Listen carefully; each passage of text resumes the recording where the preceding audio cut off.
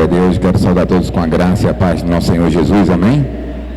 Nós estamos hoje num tempo diferente, um horário diferente devido a esse lockdown, então vamos passar o nosso culto de forma remota.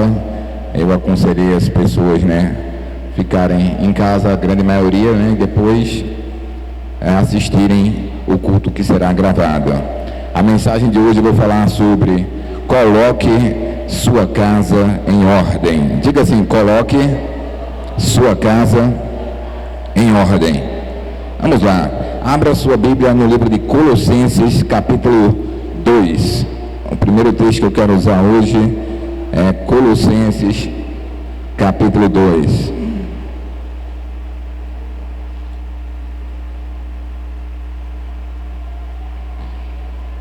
Todo mundo encontrou Colossenses? Se abre lá nas cartas paulinas e vai passando ali Atos, Romanos, Gálatas, Efésios, Filipenses, aí depois vem Colossenses. Colossenses capítulo 2, assim, a partir do versículo 1. Quero que vocês saibam quanto estou lutando por vocês, pelos que estão em Laodiceia e por todos os que ainda não me conhecem pessoalmente. Esforço-me para que eles sejam fortalecidos em seu coração, estejam unidos em amor e alcancem toda a riqueza do pleno entendimento, a fim de conhecerem plenamente o mistério de Deus, a saber, Cristo. Nele estão escondidos todos os tesouros da sabedoria e do conhecimento. Eu lhe digo isso para que ninguém os engane com argumentos que só parecem convincentes, porque embora esteja fisicamente longe de vocês, em espírito estou presente e me alegro em ver como estão vivendo em ordem e como está firme a fé que vocês têm em Cristo Jesus. Então, eu queria mostrar para você que o apóstolo Paulo, plantador de igreja, quantas coisas ele passava dentro do ministério que uma pessoa leiga não consegue enxergar as situações que Paulo passava. Aqui Paulo estava escrevendo para uma igreja dele, no qual ele não estava presente. E ele começa falando assim: eu quero que vocês saibam o quanto estou lutando por vocês. Paulo estava dizendo: eu estou lutando por vocês e eu quero que vocês saibam. E ele demonstrava isso através de cartas. Por quê? Porque iria ter pessoas que iriam tentar de alguma forma persuadir a fé que eles estavam tendo, que era uma fé genuína em Cristo Jesus, ouvindo as cartas do apóstolo Paulo, crescendo e se multiplicando. Então o apóstolo Paulo, ele escreve, ele estava elogiando a fé dos cristãos, a ordem que eles tinham. Quando ele chega no versículo 5 ali, ele fala assim, porque embora esteja fisicamente longe de vocês, em espírito estou presente e me alegro em ver como estão vivendo em ordem. Então o apóstolo Paulo via a fé deles, como eles estavam vivendo em ordem, e como e aquilo ali alegrava o coração do apóstolo, do pastor, porque eles estavam vivendo uma ordem de fé. Então o inimigo ele é sorrateiro, ele vai tentar entrar na vida de algumas pessoas para tentar de alguma forma tirar a alegria de fazer a obra de Deus, mostrando coisas que parecem ser convincentes, mas que de fato não são verdadeiras, porque os nossos olhos têm que estar em Cristo Jesus. Então ele começa explicando aqui: quero que vocês saibam o quanto estou lutando por vocês. Por que ele falou isso? Porque era necessário a igreja ouvir. Era necessário a igreja entender que o apóstolo estava orando por eles, estava intercedendo por eles, estava prestando atenção no que estava acontecendo, até porque ele tinha várias igrejas, mas eles estavam debaixo de intercessão. Quando a gente tem olho curto, quando a nossa visão é curta, a gente não enxerga longe. Sim ou não? Quando, se você não tiver uma luneta, as estrelas do céu existem? Sim ou não? Sim, mas às vezes você não consegue ver o que está lá dentro, o que tem mais. Você precisa de uma luneta, você precisa de uma ferramenta maior.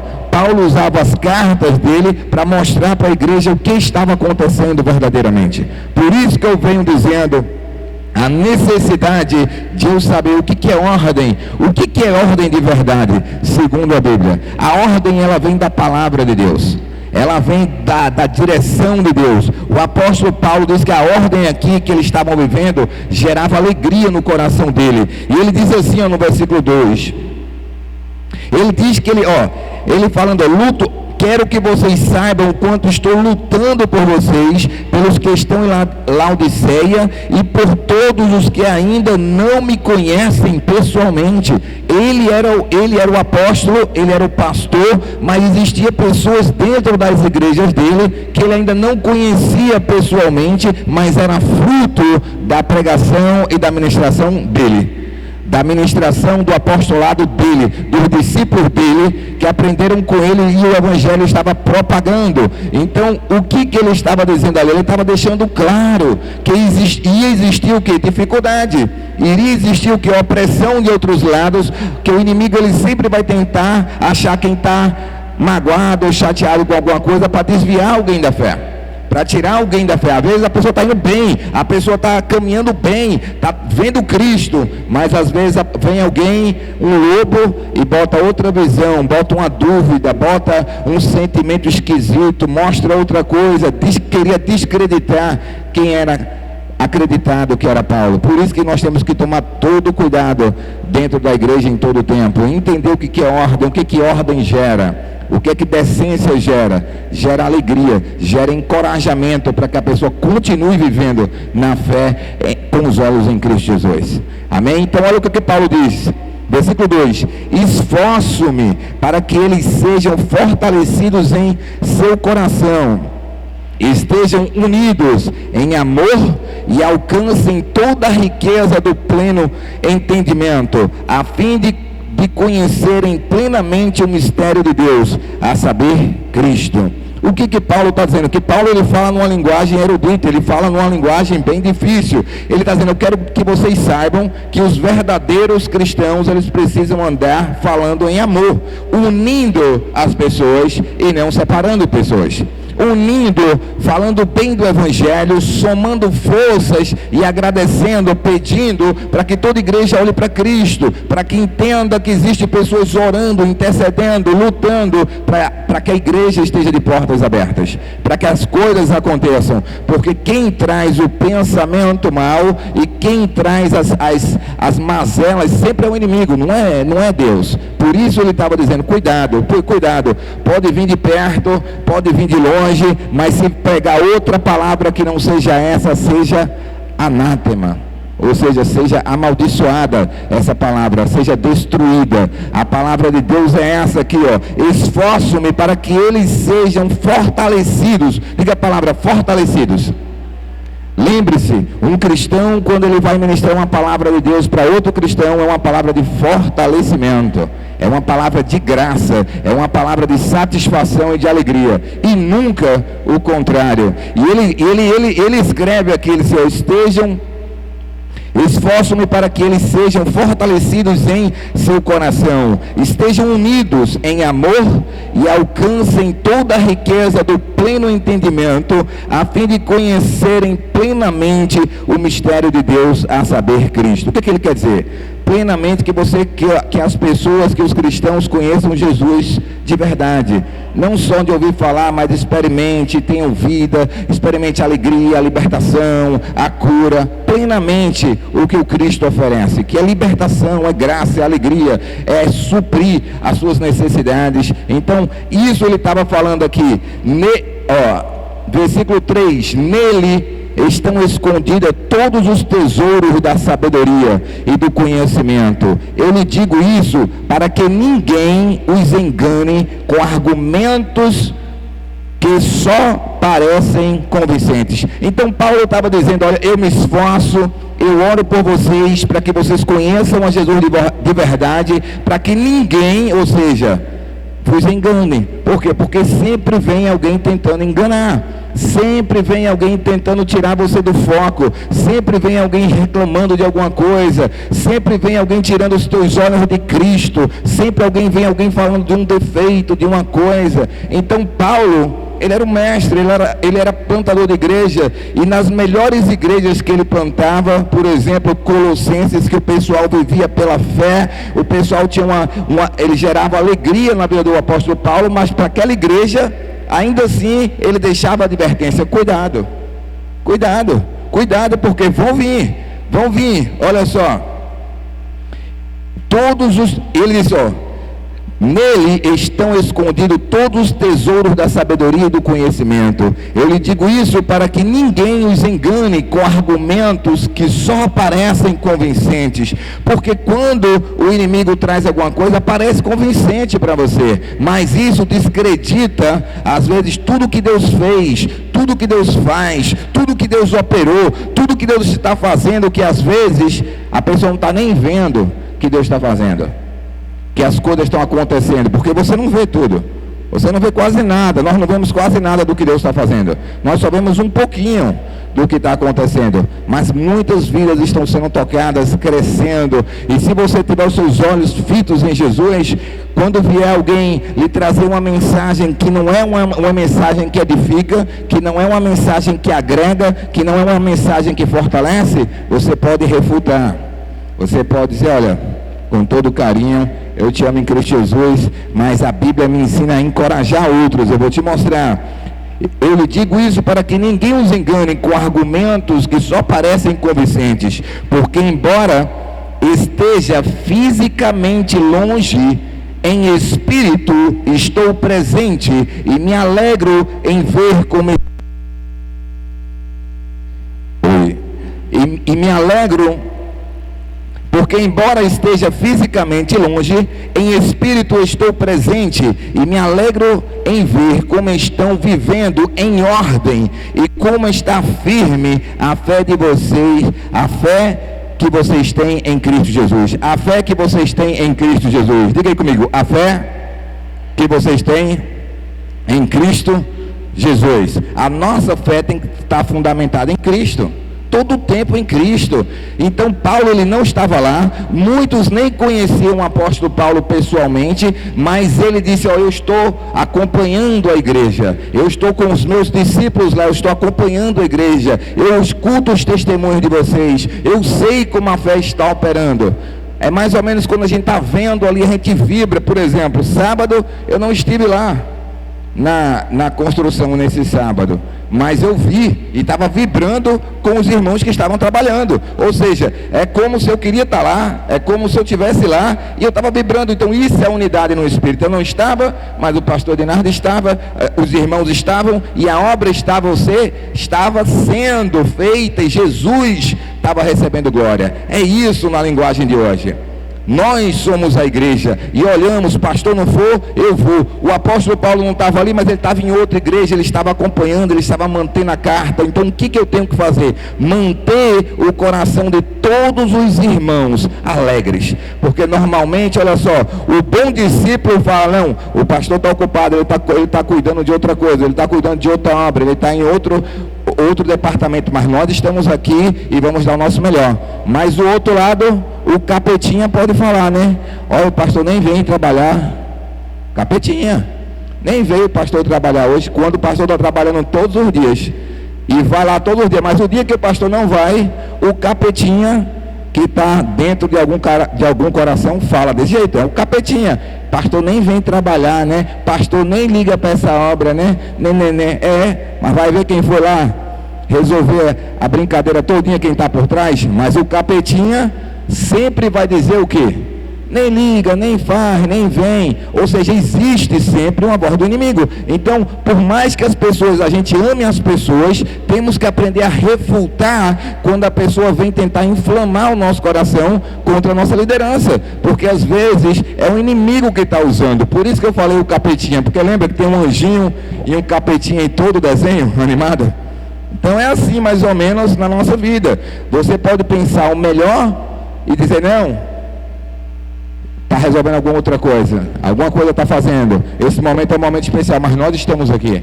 Então o que eu quero dizer? Você não pode deixar isso, eu estou falando da obra do Senhor, mas isso é em todas as áreas da sua vida. Escolha pensar o melhor das pessoas e não pior. Eu preguei uma mensagem todinha aqui sobre pensamentos. Então Paulo sabia que isso acontecia. Ah, cadê o apóstolo Paulo? Nunca nem veio nessa igreja, nem sabe o que está acontecendo aqui. Mas o apóstolo Paulo era tão inteligente que mandava uma carta e dizia que ele estava se alegrando com o trabalho deles, com a fé deles, com a ordem que eles tinham lá, que eles estavam vivendo. Está escrito? Está entendendo? Se não tivesse escrito, imagina o quanto de trabalho ele ia passar. Porque se alguém falasse lá, Timóteo ia chegar, Tito ia chegar, mas você viu a carta que o apóstolo Paulo escreveu em relação à nossa fé? Você está dizendo que ele não liga para a gente, mas o que ele está dizendo é que ele está alegre, que ele está vendo, que ele está orando, que ele está se esforçando. Está entendendo? Quem é que acorda cedo 3, 4 horas da manhã e está orando por você? Quem é que está apresentando os nomes da célula, de cada célula, intercedendo por você? Está entendendo? Quem é que está fazendo isso? É quem está falando mal? Claro que não é. É sempre quem está calado, porque quem faz com uma mão não mostra a outra. Aqui o apóstolo Paulo fala porque ele precisava externar para que a pessoa soubesse. Existem pessoas orando por vocês, existem pessoas que estão doando a vida para que a igreja aconteça, passando por lutas para que a igreja aconteça. Então não deixe, pode ser a pessoa mais linda do mundo, que você mais ame, mas não deixe ninguém inflamar o seu coração contra a obra de Deus. Veja o que Deus fez na sua vida, veja o que Deus está fazendo em você e através de você, porque vai ser uma bênção. E ele fala assim, porque embora esteja fisicamente longe de vocês, em espírito eu estou presente e me alegro em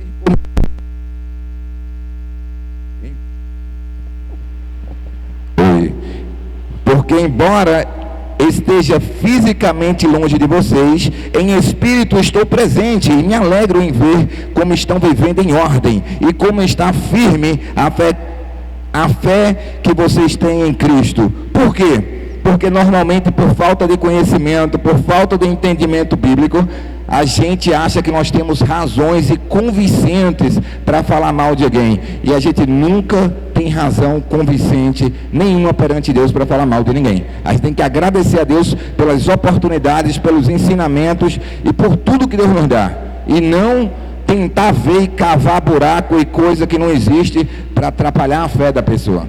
Porque isso é o que o inimigo faz. Ei, a fruta, Deus só mandou você não comer, porque se você comer essa fruta, você vai ser igual a Deus. Satanás sempre vem com uma história, mas é diferente da Bíblia.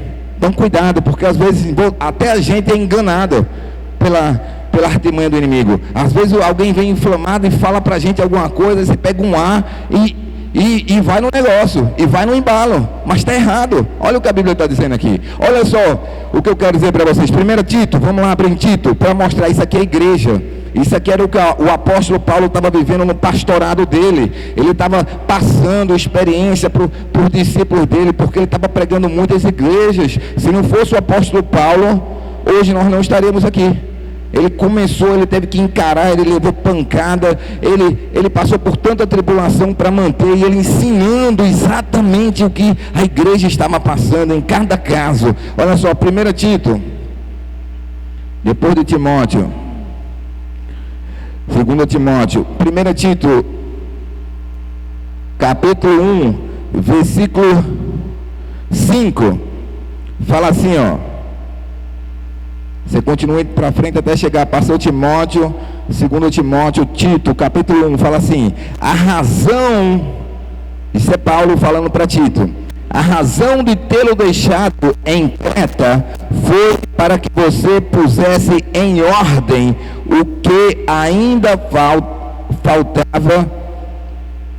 faltava e constituísse presbítero em cada cidade, como eu o instruir. Então Paulo não estava lá, mas ele colocou um discípulo dele, Tito, para quê? Para trazer ordem. Mas a igreja já existia, sim, mas existia coisas na igreja que precisavam ser colocadas em ordem. Agora, qual é a ordem? Porque Deus, ele fala de ordem, mas ele também diz qual é a ordem, porque às vezes a gente ouve sobre ordem, mas a gente usa a ordem para outra coisa. A gente usa a ordem para dizer o que eu quero, mas a ordem é o que a Bíblia diz. Então a gente tem que ler o que a Bíblia diz sobre a própria ordem que ela estabelece.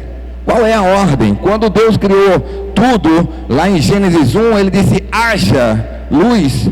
Foi através da palavra de Deus. Então o que é que traz ordem na vida do ser humano? Diga, a palavra de Deus. A palavra de Deus vai trazer ordem, vai trazer a existência o que não existe. Olha só, Gênesis 1, só para você ver.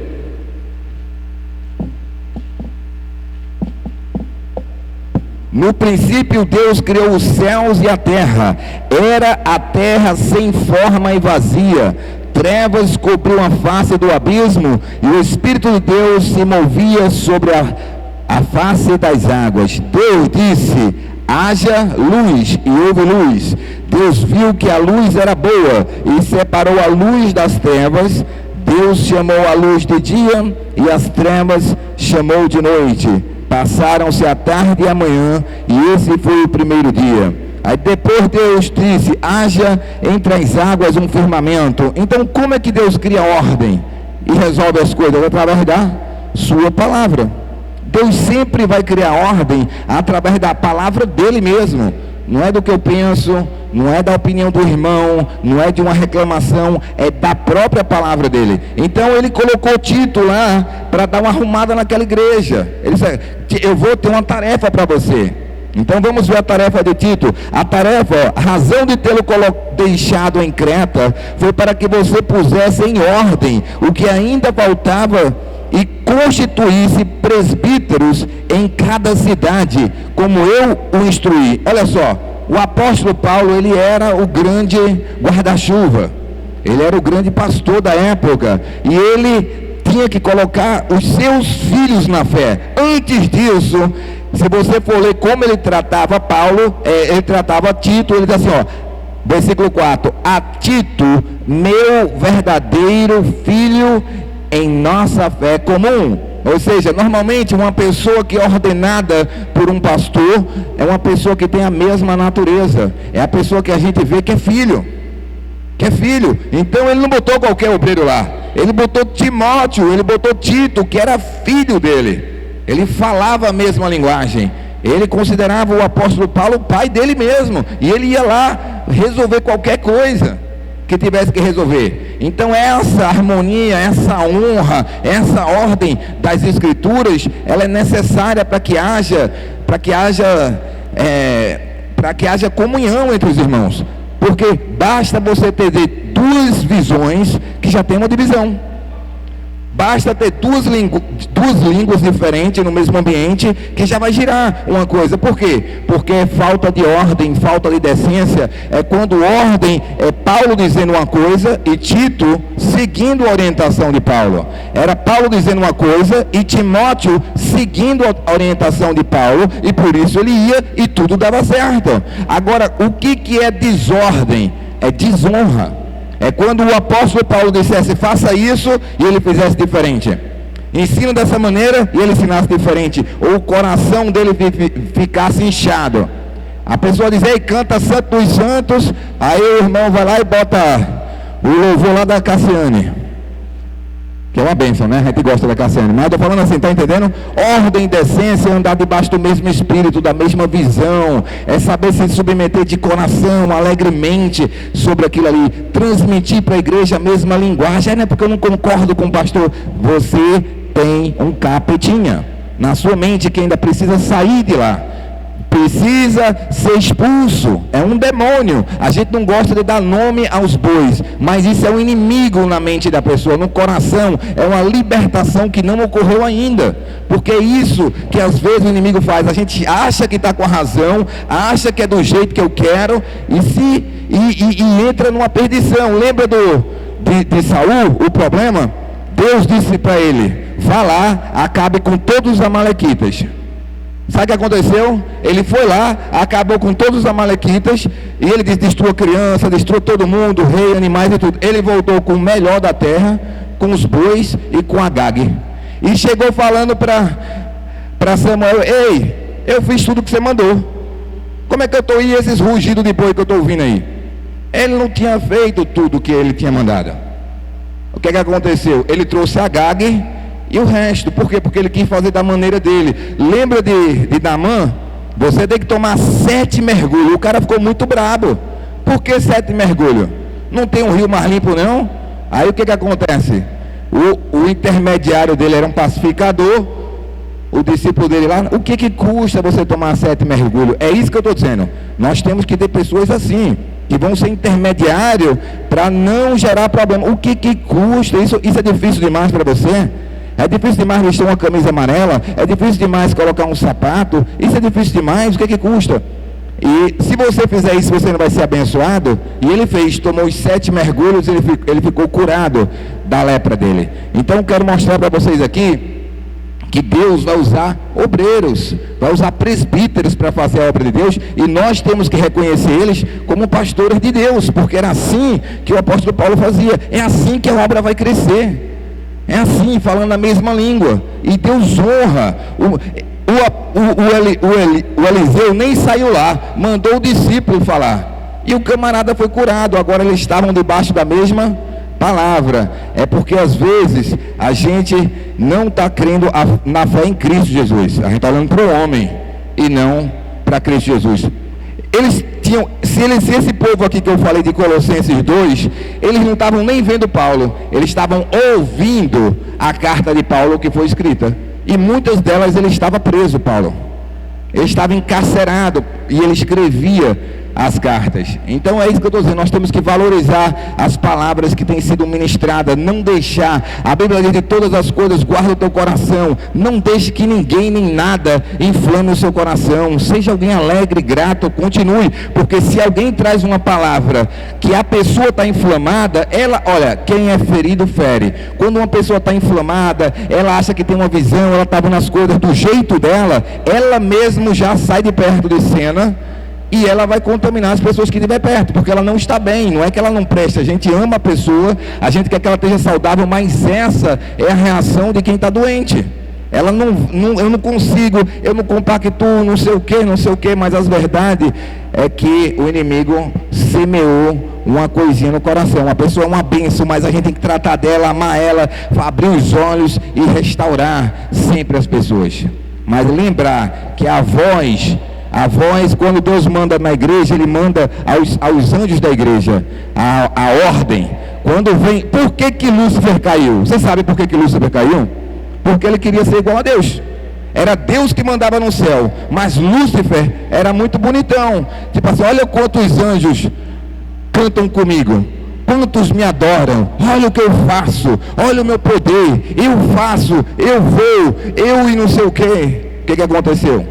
Deus, tchau, sai daqui, porque agora tem que ser dada para mim. Quando um homem começa a se comparar ministérios, comparar com outros líderes, fazer comparações que Deus não mandou fazer, mandou olhar para ele já está contaminado, porque Deus não mandou. É isso que eu falo, é falta de leitura bíblica, é falta de estudo bíblico, e isso contamina muita gente, porque Deus não mandou. Ele disse, olha para Cristo.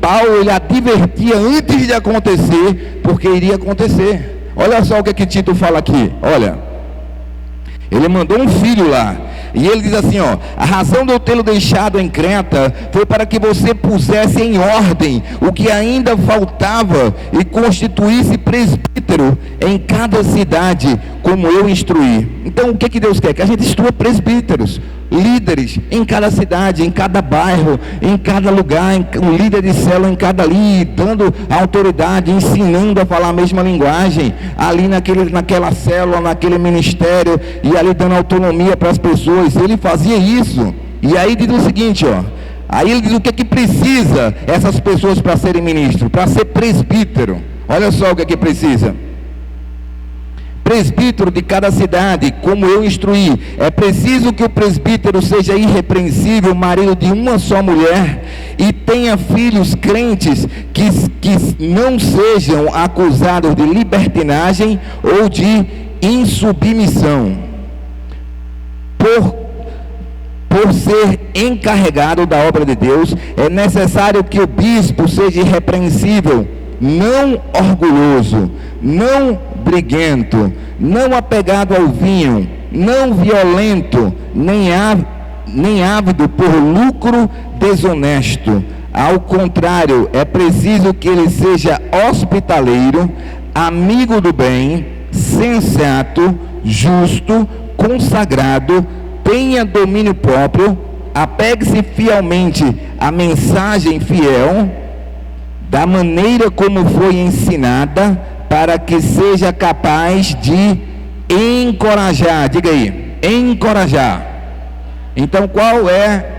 Ele dá todos esses requisitos para que o presbítero, para que o obreiro, ele seja capaz de encorajar outros pela sã doutrina. A maneira que Deus quer que você ganhe pessoas é encorajando. Por isso ele fala de todos os outros requisitos, para que a pessoa seja um encorajador. Não seja briguento, não seja ambicioso, não seja insubmisso, seja uma pessoa que encoraja outros. É isso que ele diz. Você vai treinar, Tito, esses obreiros que você vai ordenar, para que eles tenham essas características. Seja encorajador, né? Da maneira como foi ensinado, para que seja encorajador pela sã doutrina e de refutar os que se opõem a ela. Outra coisa, faça homens guerreiros, levante gideonitas, levante homens que sejam capazes de encorajar e também de refutar. Ei, querido, você está pregando outro evangelho, você não está demonstrando amor, você está dominando e não sendo um líder, você está chefiando e não liderando, você está expressando a sua vontade e não a palavra de Deus, a sua visão e não a visão do pastor. Está entendendo? Então, por isso que ele tinha mandado uma tarefa difícil para Tito, mas Tito era um filho. Porque você acha que é fácil liderar uma igreja? Você acha que é fácil liderar um ministério? Você acha que é fácil plantar muitos lugares? Não é. Você pega uma célulazinha pequena, às vezes você não consegue manter a célula no mesmo lugar, porque as pessoas às vezes não querem mais nem te ouvir. Com 5, 6 pessoas. Por quê? Vamos ver para outro lugar. Por quê? Porque alguma coisa está faltando. O que é que está faltando? Inspiração, graça, humildade, joelho no chão, verdade, amor. Deus vai dar sempre uma palavra nova. Deus sempre vai encher a boca de quem é humilde. Deus vai sempre encher a boca de quem está se consagrando, que quer que o reino de Deus cresça, que ora, que intercede pela liderança, que abençoa. Deus abençoa. Mas Deus diz que ele abate o soberbo. Ele vai trazer o que? Falta de paz. Ele vai trazer indignação, irritação, tristeza. O inimigo começa a colocar no coração, e isso vem também sobre o coração das pessoas que escutam essas pessoas. É por isso que a gente tem que tomar cuidado. A gente ama, a gente cuida, a gente ajuda de todas as formas, só não deixa que a mensagem errada entre no nosso coração. Provérbios 4, 23. De todas as coisas que se deve guardar, guarda o teu coração. O que é bom a gente aceita. Isso aí está bem. Amém, irmão? Isso aí é uma bênção. Tamo junto. Escolhe uma coisa para concordar que esteja certa, e concorda, para que ele não se sinta excluído. Mas também não concorda com tudo que não vem de Deus, que vai lhe entristecer e vai lhe tirar do que a Bíblia está falando, da direção que o pastor tem ensinado, né? E eu estou lendo aqui para vocês, eu não estou acrescentando nem tirando. Vamos lá. Ele fala assim, ó: e apegue-se firmemente à mensagem fiel, da maneira como foi ensinada. Diga assim: a mensagem da maneira como foi ensinada, para que seja capaz de encorajar outros pela sã doutrina e de refutar os que se opõem a ela, pois há muitos insubordinados que não passam de faladores e enganadores, especialmente os do grupo da circuncisão. Vou traduzir isso: especialmente os religiosos. Especialmente os religiosos, porque eles estavam querendo viver uma religiosidade que Jesus já tinha acabado com a religiosidade. Jesus veio para acabar com toda a religiosidade. Ele acabou, ele rasgou o véu. Acabou-se. Você não vai viver mais por regras, você vive pela graça. Está entendendo? Não é mais pelo seu mérito, é pelo mérito dele. Então toda vez que uma pessoa é muito pesada, uma pessoa tem muitas regras, uma pessoa fica colocando muito fardo sobre alguém, ela está tentando, ela é uma religiosa e ela está tentando tirar a pessoa da graça de Deus e fazer que a pessoa consiga aquilo aí pelo seu próprio mérito, e ela nunca vai conseguir. Nunca vai conseguir andar na graça pelo seu próprio mérito. A graça é de graça. Diga, a graça é de graça. E é isso que as pessoas têm problema, porque a gente está acostumado a trabalhar para ter alguma coisa. Então se Deus quer, não, mas eu não mereço, eu sei que você não merece, mas eu quero te dar. E você também não quer receber? Mas não é assim? Aceita Jesus. Aí a pessoa diz, não vou aceitar Jesus. Por quê? Porque eu tenho que deixar isso. Por quê? Porque ele ouviu outra pessoa dizer isso. Mas não foi isso que Jesus disse. Jesus disse, vinde a mim todos que estão cansados e sobrecarregados, e eu vos aliviarei. Ele não disse, deixa tudo e depois vem para mim. Mas a religiosidade criou esse negócio no coração das pessoas. O dia que tu parar de fumar, tu vem para a igreja. O dia que tu parar de beber, tu vem para a igreja. O dia que tu parar de reclamar, tu vem para a igreja. Aí tu se torna crente. Eu não posso ir para a igreja não, porque eu ainda tenho muito pecado. Se é o lugar, se Jesus morreu pelos pecadores, se esse aqui é o lugar, é isso que eu estou dizendo. Mas a mensagem, ela foi pregada errada. A mensagem, ela foi ensinada errada, e está lá dentro da mente da pessoa, do coração da pessoa, e ela acha que ela não é digna de entrar na igreja, que Deus não vai mudar a vida dela, e Deus vai. Então é isso que eu estou dizendo, cuidado, porque é isso que ele disse, encoraje as pessoas, porque vai ter muita gente tentando fazer você andar no seu próprio esforço, na religiosidade, tirar a graça da sua vida, tirar a alegria, mostrar peso para você, mostrar fardo, ser indignado, porque a gente paga um preço, porque é isso que... Glória a Deus que você paga o preço, glória a Deus, mas você não pode obrigar os outros a pagar o preço que você paga. É assim, é? Você pode incentivar as pessoas a pagar um preço para viver para Deus, mas não com um tom de condenação e não com um tom de imposição. Tem que ser algo que seja um incentivo, um encorajamento. Ei, queridos, olha só.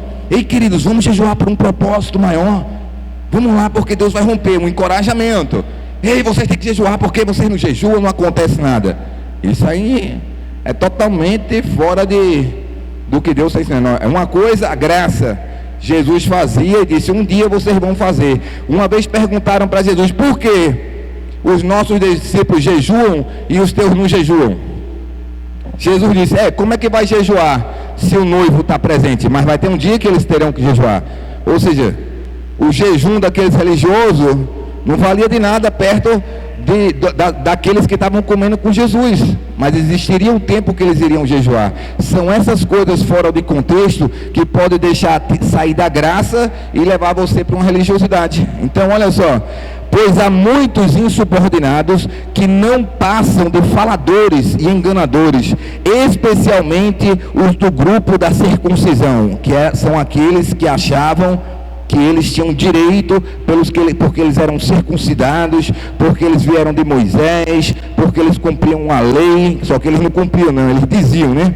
E é necessário que eles sejam silenciados, pois estão arruinando famílias inteiras. As pessoas muito religiosas têm que ser silenciadas, porque elas estão arruinando famílias inteiras. Ela chega para a pessoa e diz, para você não tem mais jeito, naquele lugar não tem jeito, naquele lugar Deus não move na tua vida.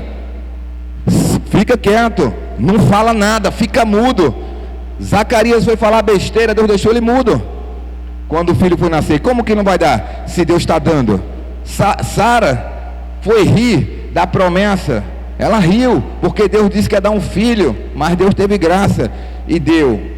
Mas o que eu quero dizer é isso, a gente tem que tomar cuidado com como a gente reage, quem a gente escuta, porque a Bíblia está repleta de advertências a isso. Devem ser silenciados, não deve ser colocado para ser líder, não deve ser colocado para colocar à frente de alguma coisa, se a pessoa não tiver esse coração de encorajador. Se não tiver esse coração que é submisso à sua autoridade espiritual, que fala a mesma língua, senão ele vai fazer o quê?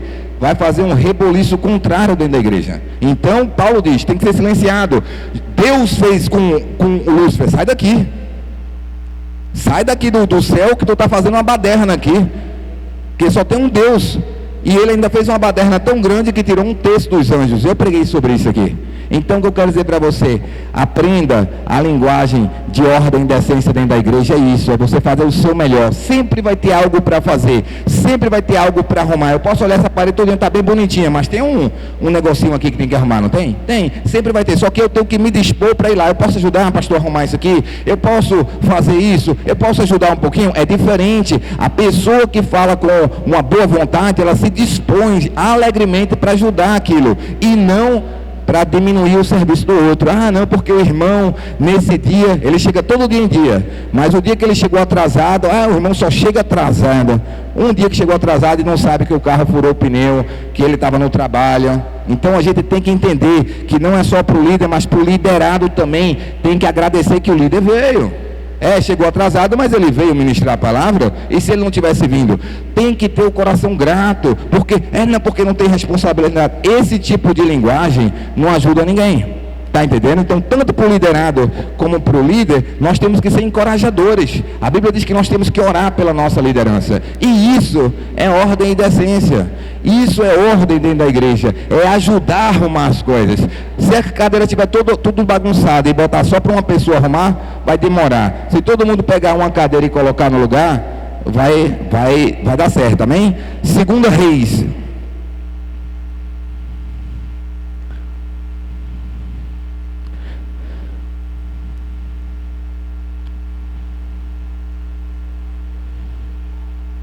Segunda Reis, capítulo 20, para a gente estar encerrando.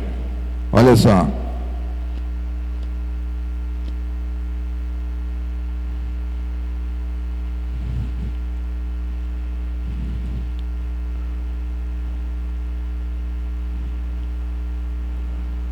Segunda Reis, capítulo 20, versículo 1, fala assim: naquele tempo, Ezequias ficou doente e quase morreu. O profeta Isaías, filho de Amós, foi visitá-lo. Ele disse: assim diz o Senhor, ponha em ordem a sua casa, pois você vai morrer, não se recuperará. Olha só, o rei estava doente, o profeta chegou e disse: ponha em ordem a sua casa. Diga assim: ponha em ordem a sua casa. Deixa eu explicar para vocês. Tito foi ordenado para colocar a igreja de Creta em ordem. O que faltava ser em ordem, colocar em ordem, levantar presbítero que fosse subordinados, que fosse obediente e ajudasse a obra, para que todo mundo andasse em unidade, tranquilo. Do mesmo jeito, o apóstolo Paulo estava falando na carta aos Colossenses que ele estava cuidando daquela igreja, falando por carta que ele se esforçava, que ele orava por eles e que ele estava feliz de eles estarem andando em fé, colocando e observando a ordem que existia na fé deles.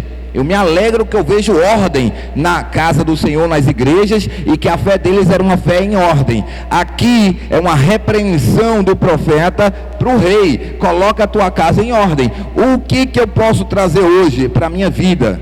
O que está em desordem na minha casa ou na minha vida pessoal? É um sentimento? É alguém que eu estou ouvindo? É uma inflamação que eu deixei alguém colocar no meu coração? É uma decisão que eu tenho que tomar? O que é? Aqui olha só como é que o rei, ele reagiu. O profeta Isaías, filho de Amós, foi visitá-lo e disse: assim diz o Senhor, ponha em ordem a sua casa, pois você vai morrer, não se recuperará. Ezequias virou o rosto para a parede e orou ao Senhor: lembra-te, Senhor, como tenho te servido com fidelidade e com devoção sincera, tenho feito o que tu aprovas. E Ezequias chorou amargamente. Antes de Isaías deixar o pátio intermediário, a palavra do Senhor veio a ele: volte e diga a Ezequias, líder do meu povo, assim diz o Senhor, Deus de Davi, seu precessor: ouvi sua oração e vi suas lágrimas. Diga assim: ouvi, todo mundo, ouvi sua oração e vi suas lágrimas, e eu o curarei. Daqui a 3 dias você subirá ao templo do Senhor. Acrescentarei 15 anos à sua vida e livrarei você e esta cidade das mãos do rei da Síria. Defenderei esta cidade por causa de mim mesmo e do meu servo Davi. Ele orou e Deus mudou a sorte dele. Somente isso. É isso que eu quero dizer para você. Deus não está num quadrado. Mesmo que um profeta venha e traga uma notícia de morte,